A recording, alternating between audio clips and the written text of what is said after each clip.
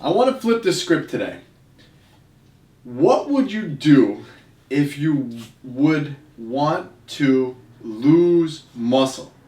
Now, I know what you're probably thinking. If you click the video, you click the podcast, and you're like, who would want to lose muscle? I think I want to change the way people think about actually gaining muscle. Because everyone has a title, okay, if you want to gain muscle, do these things. But what if you actually wanted to lose muscle? Because if you pay attention to the things that you wouldn't do, then you would just have to do the opposite to actually gain as much muscle as possible. So when it comes to losing muscle, what are the strategies you would do to actually lose muscle? And we're going to talk just about training in this one, and then we'll do a whole separate one on nutrition. But what would you do if you wanted to lose muscle, training-wise? How would you lose muscle? I know it's a weird question, and your mind automatically goes like, oh my God, who wants to lose muscle? But I think it's a good context for someone to learn how to actually put muscle on. Yeah, it's a good question, and the thing is, it's actually like you said, most people aren't going to come on here and try to find a way to lose muscle, right? But the only case where I could see where people actually do try to do that is in many cases too. Bodybuilders, let's say when they're done bodybuilding, they actually want to downsize. If they want to lose weight, let's say we're talking about like enhanced bodybuilders that are extremely heavy and just for health purposes they do want to cut down. Some bodybuilders will actually do this when they move down into a different division. Some bodybuilders have gone from open bodybuilding down to let's say men's physique. And just based on the judging criteria, they have to lose muscle mass. And I've seen plenty of plans where bodybuilders will actually purposely lose muscle to try to cut down, get leaner, and then just have more of a mainstream physique, let's just say. And that requires a lot of things that you would normally do on a regular basis to just cut them out. So it's a lot of removing things that you would normally do rather than adding things in. So the interesting thing is, it's not very easy to actually lose muscle mass, but when you start doing things or taking things out that are productive, that's when you actually lose it. So it's more about removing things from the equation. Yeah, and again, like I said, I think this is a good learning for someone who really wants to put muscle on, like the things not to do. So everyone talks about things you should do, but what about the things you shouldn't do? So when it comes to training, the first thing that I have on my list is training low volume. Low volume is definitely a surefire way to actually lose muscle. As a natural, as someone who's been training for a lot of years, you need more sets than you actually think that you do. The science community will say this, you need this many sets. The low volume community will say this, and the high volume will say this. But there's just something about high volume that actually puts muscle on, because it's that just general volume over time that's going to actually stimulate the muscle mass. So if you want to lose muscle, you have to train low volume. Yeah, a great example of what low volume is compared to what you're doing right now is doing no training at all. Obviously you're going to hit lower volume by not training at all, and we know that if you're training and then you stop training, you're going to lose muscle. So obviously it's less volume than you're doing now. And the important thing to note is volume itself is kind of like a threshold for each individual. So there's a certain amount, everybody's a little bit different in that regard. Like how many sets will it take you to put more muscle on? How many sets will it take for me to put muscle on? It's not the exact same number, but the equation you could always go back to is if you do less than what your body requires to put muscle on, that's going to be less volume. That's how you're going to lose muscle. So definitely doing less volume than you need to build and maintain muscle is going to cause you to lose muscle mass.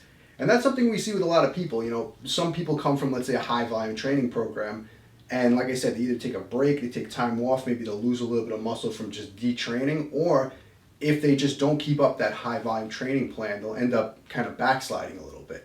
And again, people will hear this and just, they'll come up with a number and just say, okay, he's saying if you're doing less than 10 sets or 20 sets. It's not as cut and dry as that exact number.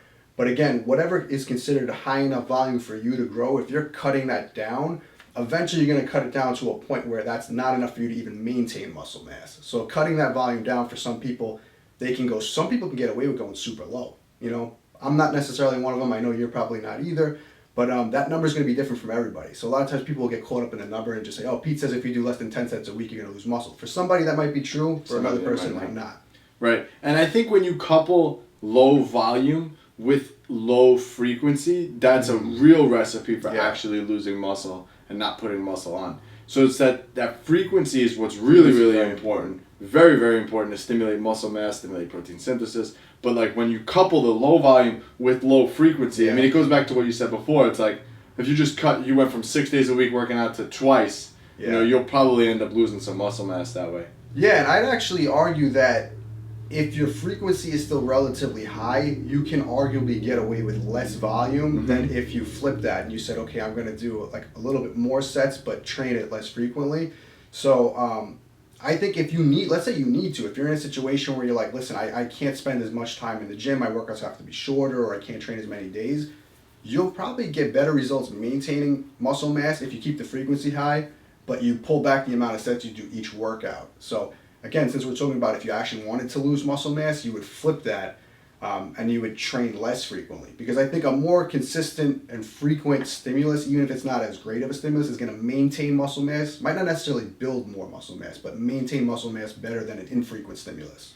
Yeah, and I think that what comes to my mind automatically is like one body part a day routine, like that whole routine. One, because it's just I'm kind of jaded from it for all these years that I did it and it didn't do anything for me. But I think what happens is, so if someone goes from high volume to low volume, what typically happens is initially nothing will happen. They'll probably get a super compensation effect from it. Like their body will like recover. They might even put a little bit of muscle on initially. But then what happens is everything's just going to tank really fast. And that was one of the things that, you know, I noticed all the time is like when I went from a high volume routine to a low volume routine, I would actually get some gains really quickly, but then it would just peter off as soon as that would happen. So initially, like you do get that super compensation effect, but then it just tanks. But it has to be combined the two, low volume with low frequency. And that's definitely a recipe for a disaster. Yeah, I agree 100%. You have nothing else you want to add to that one? I mean, we could go really deep with this topic, but you know, I think an interesting point that you just brought up too is, you know, when you talk about how you have a super compensation effect after a high volume phase, a lot of training plans will actually, like we're talking about like really advanced training plans, they'll purposely have a super compensation effect. So like you're talking about doing high volumes over a certain period of time to the point where your body's either at its max recovery ability or even slightly beyond. You know, sometimes people actually do planned overtraining, then have that super compensation effect where you pull back and you recover from all that training, and you actually will grow more muscle doing that because you actually went beyond your recovery ability. Now you scaled back, you let your body recover, versus if you just kind of stayed in the middle somewhere. And I think that's a great way to build muscle, but the key is once you recover, now you have to bring that stimulus back up, or like you said, you will end up actually losing because now you're not even challenging your muscles or your body to the point where your recovery ability is even, you know, demanding recovery.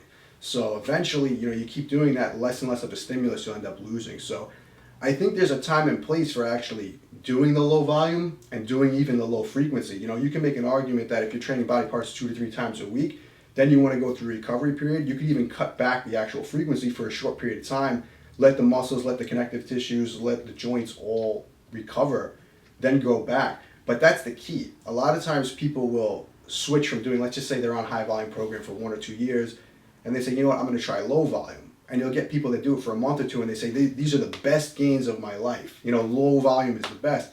But then what happens 6 months down the line? They might not still be growing, and if anything, they might go backwards. And it really was just that switch from the high volume to the recovery period that they started growing, but it was the high volume that stimulated it in the first place.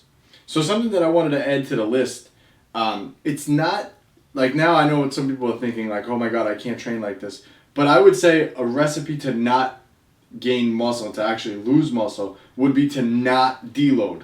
Yes. So most people don't do deload, they don't think they're worth it, and again, we're talking about low volume, low frequency. You know, so when I deload and I'll take a week or two, or even like a whole block of 4 weeks where I'm deloading, you know, the volume is significantly less. The training frequency is down. And again, but that's for a purpose. And again, it's for what we just talked about. So when you don't deload, that's definitely a recipe for disaster because you're going to burn out that way, and you're definitely not going to gain any muscle because you're going to keep driving fatigue down. Right. The way you actually gain muscle, it's kind of, it goes hand in hand, right? I wish I could draw a chart. But like, you know, your fatigue goes up and your recovery ability starts to drop. So what happens is when you don't deload, that fatigue keeps going up and your recovery ability drops more. So you need to let your recovery ability come up. And the only way to let your recovery ability come up is if you drop the fatigue. You have to. Yeah. And most people forget that. But the problem is most people let the fatigue go too high and they don't have enough training stimulus, and that's how you actually lose muscle mass too. So if you want to lose muscle mass, just keep fatiguing your body and never recover. Yeah, because not only is the fact that you can't even recover, but when you're that fatigued, you can't even properly cause overload to the muscle. So if Yeah. you're so fatigued, let's say, you're regularly going in the gym and you're squatting, let's just say 315 for 10, like that's like a 10 rep max for you. If you're so fatigued and then you keep the fatigue level so high, you're going to start walking in the gym and 315 for 5 is going to be hard. Yeah. And you'll see you that could normally that do 10. performance drop off. Doing sets of 5 is not going to stimulate anything because you're so fatigued that you can't even produce enough overload to actually grow. So if you stay in a constant fatigue state, it doesn't matter how hard you train, you're not even producing the stimulus to grow. So yeah, you're definitely going to go backwards. And this brings me right to the next thing. If you want to lose muscle mass, train HIIT. Yeah, I mean, That's as general as all the reasons we just said. Yeah, and again, you're going to get people that argue one way or the other, like, oh, HIIT produced results, this, that, and the other thing. There's a time and place where you could say, okay, if I'm doing no training and I go to low volume training, that's more volume. So you're going to grow even if it's 1 set, 2 set, because you're coming from nothing. But again, if you're coming from 10, 20, 25 sets, let's say, and you're bringing it down to 1, again, you'll get that compensation effect in the beginning. Eventually, it's going to level off. Yeah, 100%. So that one was pretty self-explanatory for everything we just kind of said. The next thing I have is just doing tons of cardio. That's definitely a surefire way to burn muscle mass and actually lose muscle. So if you want to lose muscle, do a bunch of cardio. And I think the cardio whole thing comes from like bodybuilders and like, okay, you got to get really lean for competition. So these guys are doing 2 hours of cardio a day. But so I heard this analogy when I was competing. It's like, are you a bodybuilder or are you a marathon runner? Right. And it makes sense if it's like if I was, and I use this analogy all the time, but if I was playing basketball and I wanted to get better at shooting free throws, am I going to practice threes? It doesn't really make sense. So when it comes to bodybuilding and actually putting on as much muscle as possible, you want to do those activities. If I want to lose muscle mass, then I have to do those other activities. Right. If you notice, a lot of the long distance cardio runners have the lowest amount of muscle possible. Right. Their body's actually falling apart because of the lack of muscle mass. Yeah. I mean, well, you got to think about it like this. Your muscles, there's that, I forget the actual term, but basically your muscles are going to adapt to the stimulus that you place on it, right? There's a name for that. But when you think about it very logically, like, so if we're taking the legs, for example, if the stimulus on your legs is, heavy squatting, it's going to adapt by building more muscle. If the stimulus on your legs goes from squatting to just walking, or let's even say running, where it has to move your body for a long extended period of time, it's not going to want to carry as much muscle mass. It's actually going to be less efficient, let's say doing long distance running, to carry extra weight. So your body over time is going to adapt by that, and it's going to say, listen, let's get more efficient at running. Let's get rid of some of this weight that we don't need. And that's the main reason why you see marathon runners skinny fat most of the time. Because again, it's harder to run marathons when you're carrying more weight. You know what I mean? Or let's just say it's less efficient. You can make that argument that somebody that's in better physical shape overall, better body composition, lower body fat, higher muscle mass will do better. But in general, your body just looks at it like we're just carrying weight that's not serving us. So we're going to get rid of it. So if you're trying to actually lose muscle mass, you want to be doing the activities that are completely counterproductive to carrying more muscle mass. So running, anything long distance, long distance cycling. I mean, you can make the argument that does build some muscle mass. But again, if we're talking about just losing body mass, your body doesn't care if it's fat or if it's muscle. It just wants to get rid of weight. And that's why most people who run, any type of athlete that does long duration, long distance is generally skinnier, Yeah. Well, it's the ratio like you talked about. And again, if you look at it from a bodybuilding standpoint, if you're training for a competition and you're doing 2 hours of cardio a day, but then you're training for 45 minutes, your ratio is out of balance. Your body's going to start to shift toward that other variable. Yeah. So that's one of the things you need to keep in mind. And that just made sense to me when I heard that. Like that, I was like, oh, that makes a lot of sense. And I've seen I'm just gonna stop doing cardio. Yeah, I've seen a perfect example of that. And when I was competing in bodybuilding, I think it was like 2000. It was around 2010 or so when the NPC came out with the men's physique division. And at that time when it first came out, they were actually rewarding pro cards in the NPC to guys who were about 175 pounds. Like that was kind of the look it went for. It's transformed since then. 175 pound bodybuilder is not really going to go anywhere in the NPC in a men's physique contest today, unfortunately. But when it first came out, that was kind of the look they were going for. And there was a lot of bodybuilders who, let's say, they didn't do too well in bodybuilding. Let's say they were 190, 200 pounds in contest shape, where if they literally just cut down, even just lost some muscle mass, would be rewarded for a pro card. And I actually had a friend at that time when the first year it came out, he was probably around 200 pounds in shape, like in bodybuilding shape, and he said he wanted to go down to men's physique. And he literally, I think he went to the gym and he trained 20 minutes a day, like 3 or 4 days a week, and then he was doing 2 hours of cardio a day. Yeah, exactly. And he was eating no carbs. He was purposely trying to actually lose muscle mass, and he got down from a shredded 200 pounds to a shredded 195 pounds, you know? And when I say shredded, that means his body fat was about the same, but he actually had to lose muscle mass. That was the difference. And that was exactly the recipe that he followed. Yeah, so if you want to gain as much muscle as possible, you need to do the opposite of that. Exactly. And the next thing I have on my list, if your goal is to lose muscle, which is obviously not your goal if you click this, your goal is to actually gain as much muscle as possible, but not training subpar, training at like a 5 RPE, which people do, which is insane. You know, you have the whole science-based community that these guys never take any set to failure. And that is another surefire way to actually lose muscle mass. You have to stimulate muscle. You can't be, if you could literally stop it, I mean, I'm trying to think of like an example. I can't even think of an example, but like. If you could have a conversation in the middle of your set, you know, you're probably not stimulating muscle growth. And I'd argue a lot of people can. Yeah. You know, I mean, you see that every once in a while at the gym too. People in the middle of the set actually talking to each other. That's the craziest thing I've seen. Yeah. That's definitely one. But yeah, you have to train close to failure. You know, I think a good balance is training at like an RPE 8 where you have like about 2 reps left in the tank. I think that's like a good balance. But always still on certain exercises pushing it to like a 9 and 10 and trying to get as close as you can to that failure number without, you know, going over. Again, depending on the exercise that you're doing. Yes, exactly. It depends on the exact exercise, and that's a good point. I mean, this is kind of more of an advanced topic on a different subject altogether. But when you talk about RPE and like the intensity that you should be placing at each individual set, how close to failure, a lot of times people will put a blanket statement over it and just say, "Oh, you have to take every set to failure," or "You have to take no set to failure," whatever it is. But the exercise itself is that answer is so much different from exercise to exercise. Like if we're talking about a bicep curl, let's say you're doing like a cable bicep curl. I wouldn't argue one way or the other whether 10 RPE or 8 RPE is better or worse. I mean, you could take that set to failure all day and it's not going to have any negative impact. You're probably still going to get just as much benefit from doing 8 or 9. But now if we're talking about something like, let's just say a barbell deadlift or something like that, you're going to look at that completely different than a bicep curl when you're talking about taking it to failure. You know, I wouldn't tell somebody, okay, every week you're going to go in and do a conventional deadlift for 3 sets of 10, every set to failure. I would never tell you to do that. You know, not only is that not a safe way to go about it, but it's definitely not the most productive way to go about it either. So you have to look at every exercise. What are the pros and cons of taking this to failure?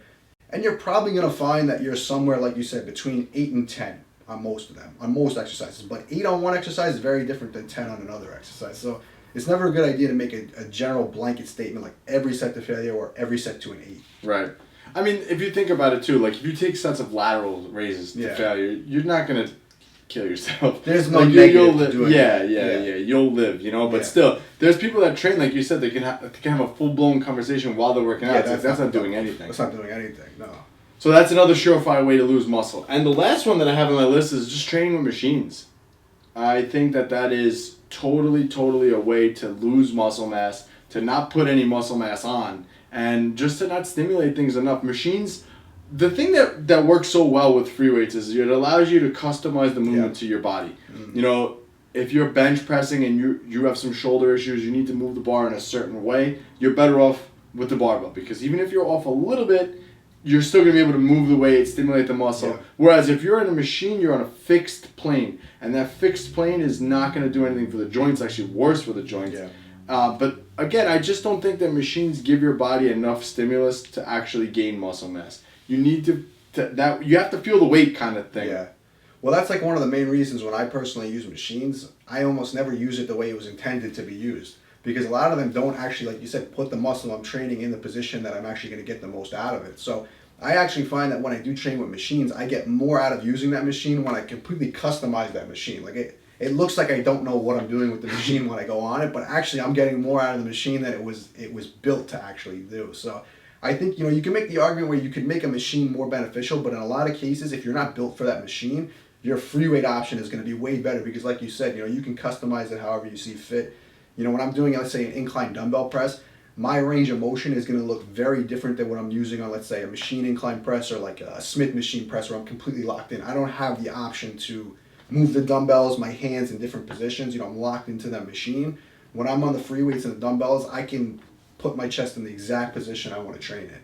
Yeah, and I think that's definitely like a surefire way to actually lose muscle. If you just go to the gym and just train with machines, low frequency, low volume, having a conversation, and just getting up from the machines and going doing a bunch of cardio, that's how you're going to lose muscle mass. So if your goal is to gain as much muscle as possible, you need to do the opposite of everything that we talked about today. Train with higher volumes, train with higher intensities, train with higher frequencies, keep the cardio at minimal, train more with free weights, and yeah, I think I covered everything that you would need to do, put on as much muscle as possible. Yeah, the only thing I would add to that is I would just say also don't try to combine cardio with weight training, which is something a lot of people try to do. That's a good one too. I just kind of thought about that as you were going over that. A lot of people will say I'm having a good workout, and that's the goal in their mind is I want to train, I want to have a good workout. But yeah, you're exercising at that point. If you're trying to, let's just say, jump from one machine to the next, do circuit training or do crazy amounts of supersets, when you're moving like that, you're not taxing your muscular system, you're taxing your cardiovascular system. And again, going back to what we're saying, if you're not training those sets intensely, the muscles aren't stimulated the same way they are when you take rest periods and you actually take a set close to failure. So if you're trying to do 20 different things at once, you're not going to get the same amount of muscle stimulation. We get all these clients who actually come to us who follow YouTube videos. They follow workouts on YouTube, and they think because they have 5-pound dumbbells that they're actually working out with weights, and they don't realize that it's actually cardio with weights. Yeah. So there's a big difference when it comes to reshaping your body and totally like transforming your physique. You need to actually be stimulating as much muscle as possible, utilizing free weight movements, and following along in the video. Yes, it's better than doing nothing, but that's not going to be the thing that's going to totally reshape your body.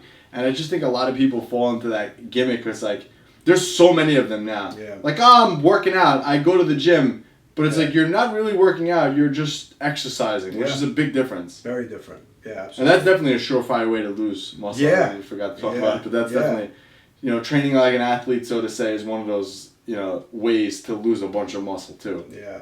That's a crazy topic altogether. I know. We should probably do an episode on that. Yeah, that's a crazy topic, because again, it's like you're training for a specific goal. And a lot of people, I think, forget what the end goal is, and they start doing all types of crazy stuff where it's like it's counterproductive to the end goal itself. We should actually do an episode on that, man. That's an interesting topic, and it's one I really don't think anybody's explored before. That's what's going to be the thing that's going to ignite us into the stratosphere, man. We're just going to debunk all these athletes. I watch this stupid shit on Instagram, and I always get I like watching basketball. I like watching sports. Right. So I get all these ads on my Instagram, my social media for all these crazy things. And I see these football players training, and they're doing the dumbest things I've ever seen before. They're doing marching on a machine. Yeah. I'm like, that's doing zero to help your performance. It's different. When you watch the pro athletes do drills, like Russell Wilson, for example, he's the quarterback for now the Denver Broncos. He'll be on a Bosu ball, catching balls and throwing them back. But he's doing that for a purpose. Right. He's actually training that skill of being skill. Yes, he's training that skill. Yes. But that's not training to perform better, training to get better at that skill itself. Right, which is not all the training that he does. Right, that should be part of it, not the entire thing. And that's the thing that people forget. It's they see Russell Wilson doing that, and then they start making all these gimmicky things around that. And it's but that's not all he's doing. He's just specifically working on the skill of balance with throwing the ball for when he's in a predicament on the field. That's it. Exactly, 100%. And these people, I don't know. That's a whole other rabbit hole. We're gonna have to do a whole thing on that.